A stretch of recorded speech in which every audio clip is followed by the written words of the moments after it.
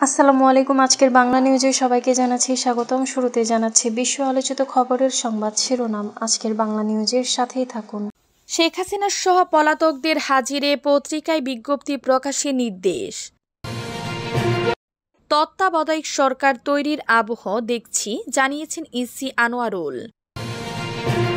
মিরসরাইলে বিএনপির এক গণসংযোগে আরেক নেতার মামলা।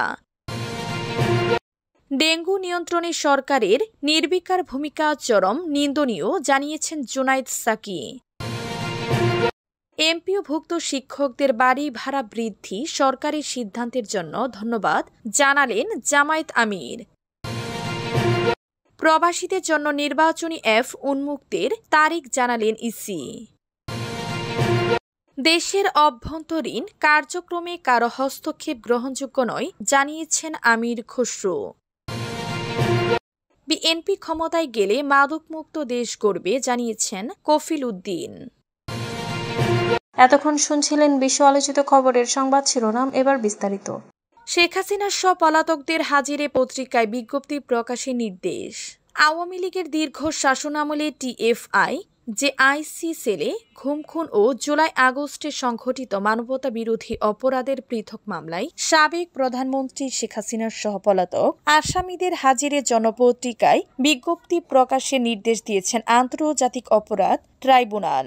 বুধবার ২১ অক্টোবর সকাল ৮:৩০টার পর ট্রাইব্যুনাল ১-এর চেয়ারম্যান বিচারপতি মোহাম্মদ গোলাম মুর্তুজা মজুমদারের নেতৃত্বাধীন ৩ সদস্যের বিচারিক প্যানেলে আদেশ দেন। ট্রাইব্যুনালের বাকি সদস্যরা হলেন বিচারপতি মোহাম্মদ শফিউল আলম মাহমুদ এবং অবসরপ্রাপ্ত জেলা ও দায়রা জজ মোহাম্মদ মহিতুল হক এনাম চৌধুরী।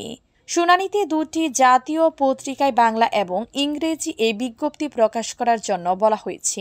একই সঙ্গে এ মামলার পরবর্তী শুনানির জন্য আগামী ২০ নভেম্বর দিন ধার্য করেছেন আদালত।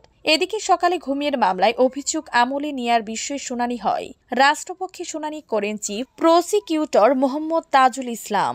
আন্তর্জাতিক অপরাধ ট্রাইব্যুনালের আইসিটি প্রধান প্রসিকিউটর তাজুল ইসলাম গণমাধ্যমকে বলেন, দিনের শুনানি শেষে ট্রাইব্যুনাল মোট ১৫ জন সেনা কর্মকর্তাকে কারাগারে পাঠানোর নির্দেশ দিয়েছেন। এই কর্মকর্তাদের কোনো কারাগারে রাখা হবে, তা সরকারের সিদ্ধান্ত অনুযায়ী কারা কর্তৃপক্ষ নির্ধারণ করবে। তত্ত্বাবধায়ক সরকার তৈরির আবহ দেখেছি, জানিয়েছেন ইসি আনোয়ারুল। নির্বাচন কমিশনার ইসি আনোয়ারুল ইসলাম সরকার বলেছেন, দুইটা কেয়ারটেকার সরকারের সময় সবচেয়ে বেশি দক্ষতার স্বাধীনতা পেয়েছি। পত্রিকার খবরে তত্ত্বাবধায়ক সরকার তৈরির আবহ হচ্ছে দেখছি, আপনাদের ভয় নেই, সব বেকিং দেয়া হবে। বুধবার ২২ অক্টোবর আগারগাঁওয়ে নির্বাচন প্রশিক্ষণ ইনস্টিটিউটে নির্বাচন ব্যবস্থাপনা সংক্রান্ত প্রশিক্ষণ অনুষ্ঠানে ইউএনওদের এসব কথা বলেন তিনি। আসন্ন একাদশ জাতীয় সংসদ নির্বাচনকে বাংলাদেশের ইতিহাসের সবচেয়ে কনসিক্সিলার উল্লেখ করে ইউএনওদের প্রস্তুত থাকার এবং কারো পক্ষে কাজ না করার কঠোর নির্দেশ দেন। একই সঙ্গে অস্তিত্বের প্রশ্নে হিম্মতের সঙ্গে কাজ করতে হবে বলেও ইউএনওদের নির্দেশনা দেন নির্বাচন কমিশনার ইসি। ৫ আগস্টের পর অমুক তমুকের কথায় অনেক কিছু হয়েছে, এখন সে ভয় নেই। ইসি কোনো অন্যায় চাপে নথি স্বীকার করবে না, জানিয়েছেন সিইসি। মিরসরাইলে বিএনপির এক গণসংযোগে আরেক নেতার হামলা। চট্টগ্রামের মিরসরাইলে তারেক রহমানের ৩১ দফা বাস্তবায়নের লক্ষ্যে লিফলেট বিতরণে বাধা দেওয়ার অভিযোগ উঠেছে বিএনপি থেকে বহিষ্কৃত নুরুল আমিন চেয়ারম্যানের অনুসারীদের বিরুদ্ধে। এই সময় তারা উপজেলা বিএনপির সাবেক আহ্বায়ক মিরসরাইল আসনে বিএনপির মনোনয়ন প্রত্যাশী শহীদুল ইসলাম চৌধুরীর কর্মীদের হুমকি ধুমকি, উস্কানিমূলক কটূক্তি ও গাড়িবহরে হামলা করে তাড়িয়ে দেন। বুধবার ২২ অক্টোবর সকালে করেরহাট বাজারে শহীদুল ইসলাম চৌধুরীর গণসংযোগে এ হামলার ঘটনা ঘটে। একই সময় পেশাগত দায়িত্ব পালনকালে প্যানেল এস মিরসরাইল প্রতিনিধি নাসির উদ্দিনকে হেনস্থা করা হয়েছে এবং তার পকেটে থাকা ৫,০০০ টাকাও ছিনিয়ে নেয়ার অভিযোগ করেন নাসির। এ বিষয়ে শাহিদুল ইসলাম চৌধুরী বলেন, সমগ্র মিরসরাইল ব্যাপী পদযাত্রা ও ধানের শীষের পক্ষে গণসংযোগের অংশ হিসেবে সকালে করের হাটে আমার গণসংযোগ কর্মসূচি ছিল, এর আগে আমি বেশ কয়েকটি ইউনিয়নে গণসংযোগ করি, জনগণের ব্যাপক সাড়া পাই। আমার সব গণসংযোগ বিপুল জনসম্পর্কিত হওয়ার ঈর্ষান্বিত হয়ে একদল বিপদগামী ও বিএনপি থেকে বহিষ্কৃতদের অনুসারীরা করের হাটে আমার শান্তিপূর্ণ গণসংযোগে বাধা দেয় এবং এক পর্যায়ে হামলা করে। ডেঙ্গু নিয়ন্ত্রণে সরকারের নির্বিকার ভূমিকা চরম নিন্দনীয় জানিয়েছেন জুনায়েদ সাকি। গণসংহতি আন্দোলনের প্রধান সমন্বয়কারী জুনায়েদ সাকি ও নির্বাহী সমন্বয়কারী আব্দুল হাসান রুবেল বলেছেন, ডেঙ্গু নিয়ন্ত্রণে সরকারের নির্বিকার ভূমিকা চরম নিন্দনীয়। অবিলম্বে কার্যকর ভূমিকা গ্রহণ করে ডেঙ্গু পরিস্থিতি নিয়ন্ত্রণে আনার আহ্বান জানান তিনি। নেতৃবৃন্দ বলেন, চলতি বছর 251 জন মানুষ ডেঙ্গুতে মৃত্যুবরণ করলেও টনক নড়ছে না। কেবল সরকারি হিসেবে 61,000 জনের বেশি মানুষ ডেঙ্গুতে আক্রান্ত হয়ে হাসপাতালে ভর্তি হয়েছে। কর্তৃপক্ষে আরও অনেক বেশি মানুষ ডেঙ্গুতে আক্রান্ত হয়েছেন, যাদের সবাই হাসপাতাল পর্যন্ত আসতে পারেননি। এমনকি সরকারি হাসপাতালেও ডেঙ্গু চিকিৎসার খবর সাধারণ মানুষের সামর্থ্যের বাহিরে। মানুষকে মৃত্যুর সম্ভাবনার মুখে রেখে সরকারের নির্বিচার আচরণ দেখে আমরা বিস্মিত ও ক্ষুব্ধ। নেতৃবৃন্দ আরও বলেন, সারা বছর যেখানে ডেঙ্গু নিয়ন্ত্রণে সরকারের পরিকল্পিত ভূমিকা থাকার কথা, সেখানে তারা এ বিষয়ে কোনো কাজই করেনি। ডেঙ্গুর প্রকোপে এত মানুষের মৃত্যুর পরে সরকারের পক্ষ থেকে দায়িত্বশীল কোনো ভূমিকা আমরা দেখছি না। আমরা সরকারের এই ভূমিকার নিন্দা জানাই। নেতৃবৃন্দ অবিলম্বে ডেঙ্গু নিয়ন্ত্রণে দ্রুত কার্যকর ভূমিকা ও দীর্ঘমেয়াদী পরিকল্পনা গ্রহণের জন্য সরকারের প্রতি আহ্বান জানান। একই সাথে সরকারি হাসপাতালগুলিতে জরুরি ভিত্তিতে ডেঙ্গু চিকিৎসার জন্য বিশেষ ব্যবস্থা গ্রহণের জন্য আহ্বান জানান তারা। সরকারি সিদ্ধান্তের জন্য ধন্যবাদ জানালেন জামায়াত আমির।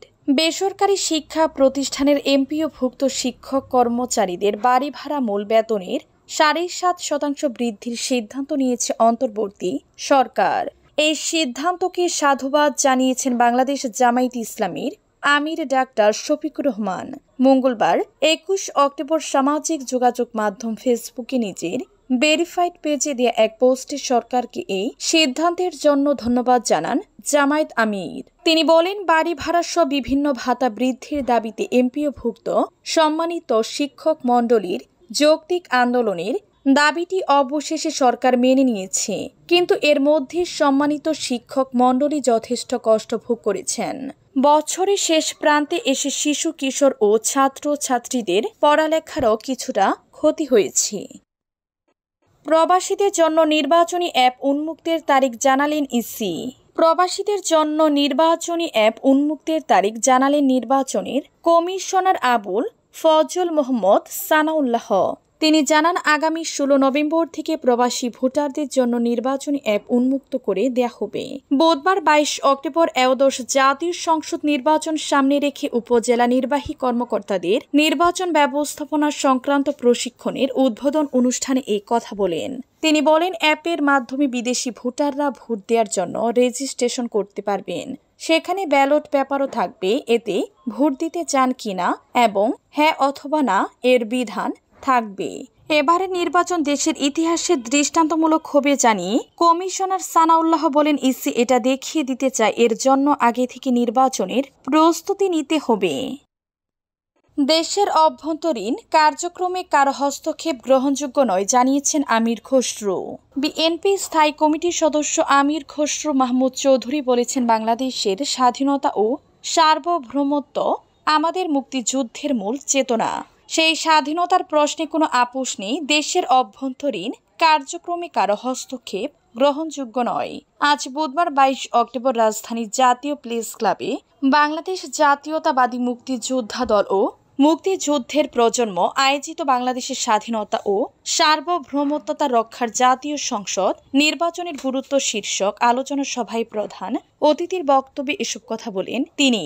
আমির খসরু মাহমুদ চৌধুরী বলেন, বর্তমানে 14 থেকে 15 মাস ধরে নির্বাচিত সরকার ছাড়া দেশ চলছে। নির্বাচিত প্রতিনিধিত্ব না থাকায় রাষ্ট্রের জবাবদিহি হারিয়ে গেছে। প্রশাসন থেকে বিশ্ববিদ্যালয় সব জায়গায় এখন জবাবদিহির ঘাটতি স্পষ্ট। এটা দেশের গণতন্ত্রের জন্য ভয়াবহ সংকেত। নির্বাচিত সরকার না থাকলে কারো কাছে জবাবদিহির প্রশ্নই আসে না। সরকার উপরে, জনগণ নিচে, মাঝখানে কোনো সেতু নেই।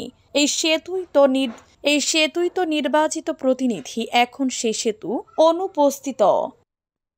বিএনপি ক্ষমতায় গেলে মাদকমুক্ত দেশ করবে জানিয়েছেন কফিল উদ্দিন। বিএনপি আগামীতে রাষ্ট্রের ক্ষমতায় গেলে চাঁদাবাজ ও মাদকমুক্ত বাংলাদেশ গড়ে তুলবে বলে জানিয়েছেন দলটির ঢাকা মহানগর উত্তর শাখার যুগ্ম আহ্বায়ক এম কফিল উদ্দিন আহমেদ। মঙ্গলবার ২১ অক্টোবর বিএনপির রাষ্ট্র কাঠামো মেরামতের ৩১ দফা মানুষের মাঝে পৌঁছে দিতে উত্তরা পূর্ব থানার আয়োজনে এক উঠান বৈঠকে প্রধান অতিথির বক্তব্যে একথা জানান তিনি। কফিল উদ্দিন বলেন, আমার বিশ্বাস আমি ঢাকা ১৮ আসনী দলের মনোনয়ন পাব এবং আপনাদের সেবা করার সুযোগ পাব ইনশাল্লাহ। তিনি আরো বলেন, বিএনপির রাষ্ট্র কাঠামো মেরামতের ৩১ দফা প্রতিটি মানুষের কাছে পৌঁছে দিতে পারে। আগামীতে বিএনপির রাষ্ট্র ক্ষমতায় গেলে চাঁদাবাজি, মাদক মুক্ত, সুখী সমৃদ্ধ বাংলাদেশ গড়ে তুলবে।